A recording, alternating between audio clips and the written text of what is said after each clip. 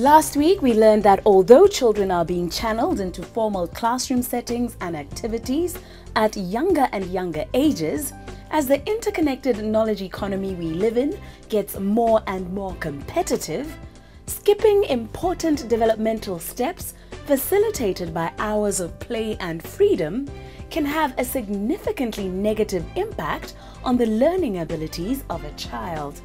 A conversation with occupational therapists Mpho Rabasha and Frida Brambat-Dheerwada showed that any investment into the development of human capital should begin right here at these early stages in an individual's life. Children between 0 and 7 acquire half of the knowledge they have for the rest of their life. So half of what you know now is what was embedded in you between 0 and 7 years. They look at that handwriting and think, oh, I'm not clever enough, I'm not good enough.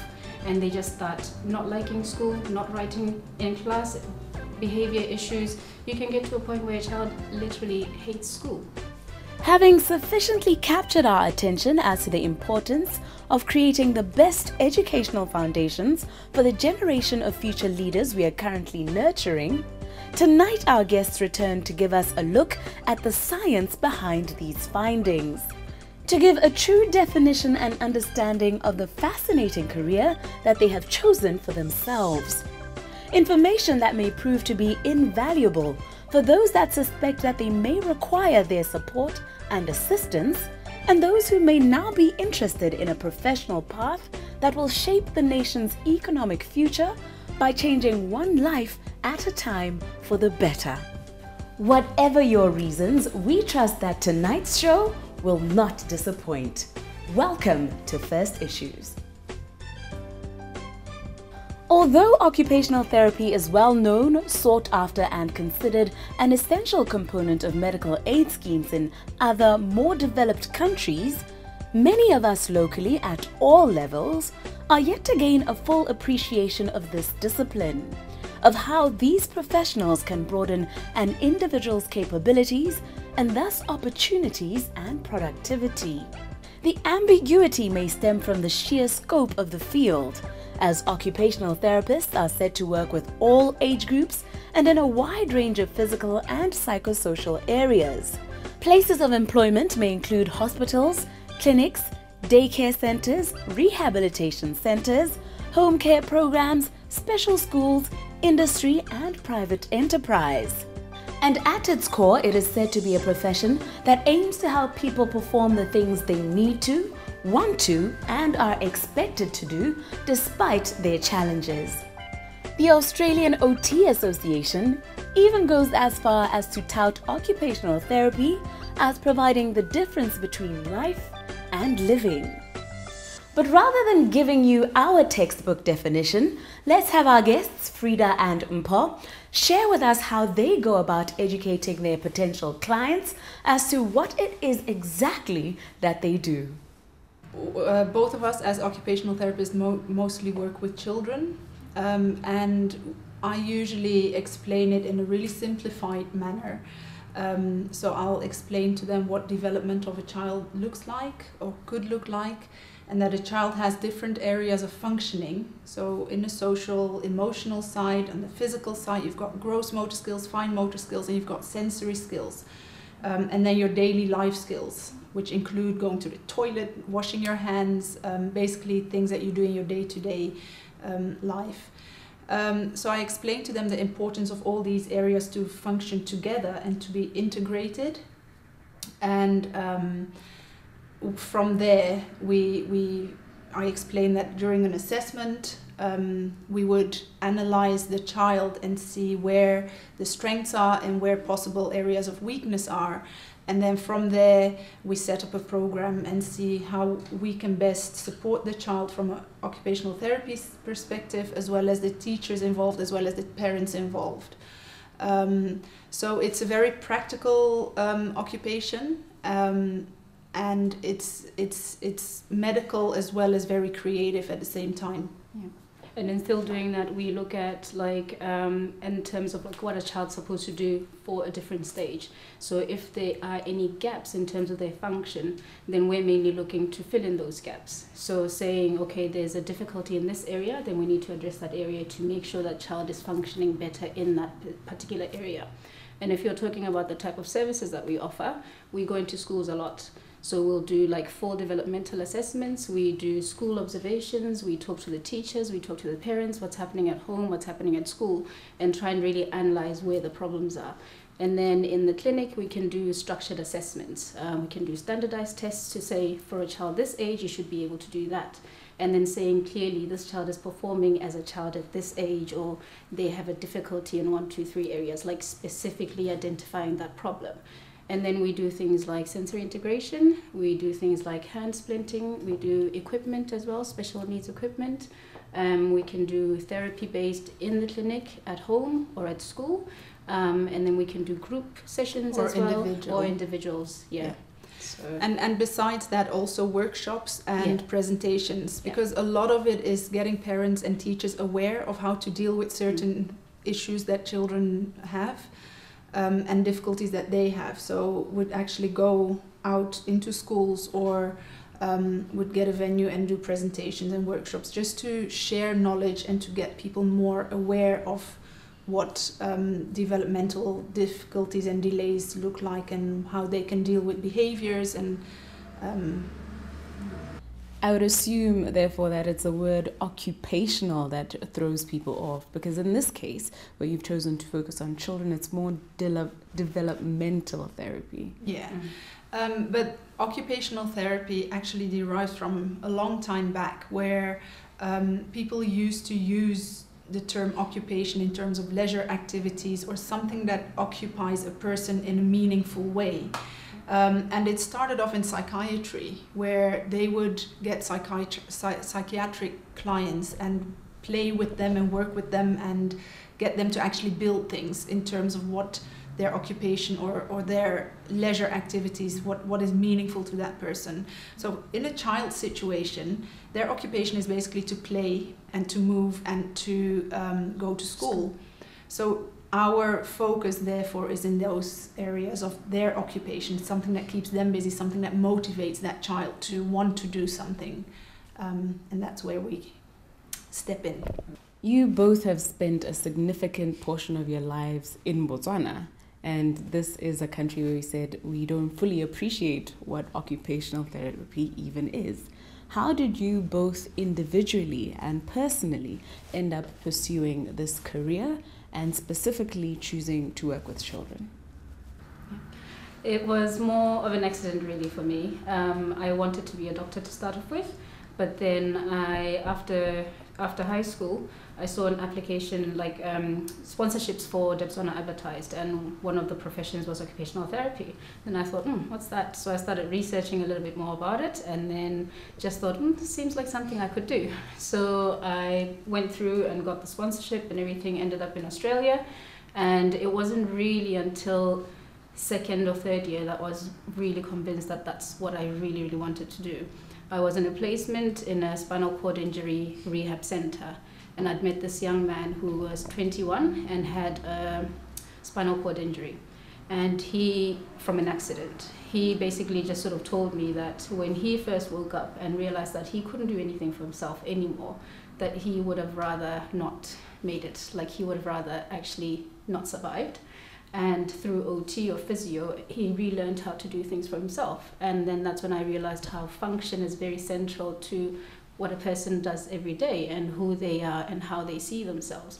So for that young man, it was more important to do the physical therapy, the occupational therapy, the speech therapy after that injury and get back to being himself and being independent in those skills. And that's what he found value with. And that's when I thought, okay, occupational therapy is what I will do. And I was convinced with that choice.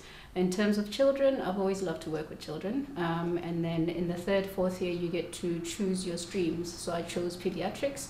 So most of my practical placements were in pediatric fields. And yeah, from then on, I just thought, this is it. That's me. Okay, and then for me, I did my secondary school here in Botswana. And they had a service that we had to go out to different places. So I used to go to Cheshire Foundation in Mogolitsane, and I worked with some kids, and I used to play with them, and I did hospital visiting. So I was kind of exposed to the scenario here. And I knew that, okay, I think I'm a people person, and therefore I wanted to do something that I definitely can give more of myself. When I left Botswana, I still wasn't quite sure what I was going to do. But there were counselors and people that would help you choose. And because I was I'm kind of like good at a lot of different things. And as an occupational therapist, you've got the very medical subjects, but you've got very creative subjects, and you've got the psychology with it. So that whole variety and that wide range is suitable to a person like me, because you have to have a bit of everything. And again, in my third placement, I came back to Botswana to do it here, and I spent 3 months again at Cheshire Foundation. I went into CBR, community-based rehab, so I saw a lot more of the culture and how disability is viewed as within this cultural setup as well.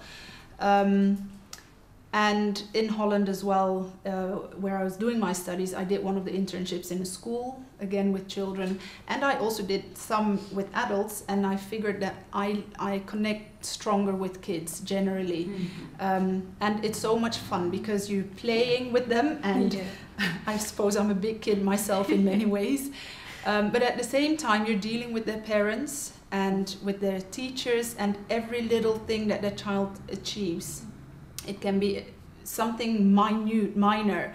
They're interacting, they're making eye contact, and to us that's like a celebration. So every day we're celebrating tiny steps, which for that parent or that teacher or that child in particular means so much. And I get a lot of satisfaction out of that. So I love what I do. I'm glad that I can come to work enjoying what I do every day. So I don't have to get up moaning and groaning, oh, I don't want to go to work, because I just really am passionate about what I do. Same with me as well. Like you've got those days when you just feel like, oh, I don't really feel like getting up today, but then you think, oh, I'm actually going to work and I'm going to work with this child, and you come back feeling re-energized and like really glad that you're actually going to work. So that's something I'm very passionate about too, and it gives you a lot back. Occupational therapy services may include comprehensive evaluations of the client's home and other environments, like the workplace or school, recommendations for adaptive equipment and training in its use, and guidance and education for family members and caregivers. What type of person do our occupational therapists think is best suited for this profession? What type of personal attributes or skill sets does it require? I think you need to be a people person. You need to have compassion. You need to be able to put yourself into someone else's position to connect with that person and to try to understand where that person is coming from. As a foreigner being in a different country, it does help to be aware of the culture and to maybe, well, from my side, I grew up in Africa, so I do have that connection already. But you need to be aware that certain things are there which might be different to where you come from. But other qualities, I suppose, you need to be quite technical and practical, and at the same time you need to have that connection to be able to put yourself and very analytical, because what we constantly do is we analyze everything. We'll analyze the way you are sitting right now to see is that the right way. So it's the ability to analyze and then break something big down into very small sections and pieces, and then to kind of build that up step by step by step. So the progress you usually see as well is very, very gradual. It's just one step at a time. But when you understand where you're coming from, then that's and a lot of patience as well. So one other one is patience, especially when you work with children. You have to be very patient, and you have to learn to step down to their level as well, to connect with them on the same level, to get a child to trust you and open up to you and actually know that you're there to help them. You have to work through that. And you have to be quite skilled at it. We've touched on the fact that a lot of people aren't really aware of this discipline and that you have to do a lot of education to potential clients. And yeah, how receptive have Botswana been to the work that you do? I've found that they have been quite receptive, especially once they've started with the program or they started really exploring about OT, going through the therapy process. They understand a lot more and they're very appreciative of what OT can do for them and for their children. But in other countries, I found that it's a lot more well known and parents are actually actively seeking out to get OT services because they know they are available for their children. Whereas here, not too many people know that you can actually do something about it. Like, let's say you have a problem with a child at school. They don't really know that you can actually approach OT to help with that problem at school. So you do have to do a lot of education and that background work in terms of getting people more aware. But once they go through the process and they can see the change and see the progress, then they are very, very appreciative of OT and they become a lot more kind of open to it, I guess. I also find that it's very daunting for a parent to either hear from a teacher or from a pediatrician, from a doctor that, you know, maybe it would be beneficial for your child to see a therapist for an assessment. And so what I do find is sometimes you know that there's a process where a child might need to get a referral, and yet the parent to take that step to actually come to you, it's a huge step and it's a huge thing for that parent because it's a process that the parent also has to go through. But once they actually come in and I'm like, you know, there's nothing scary about this, let's just have a chat.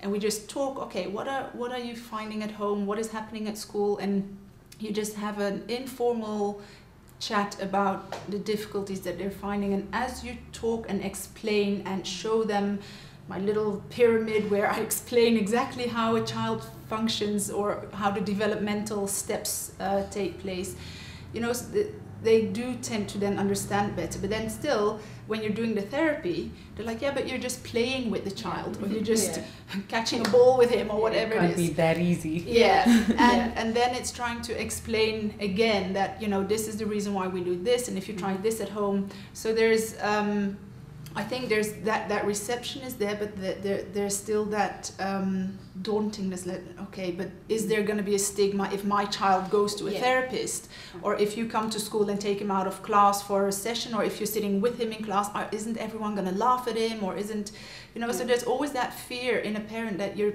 stigmatizing your child, or you're putting that child in a little box or whatever.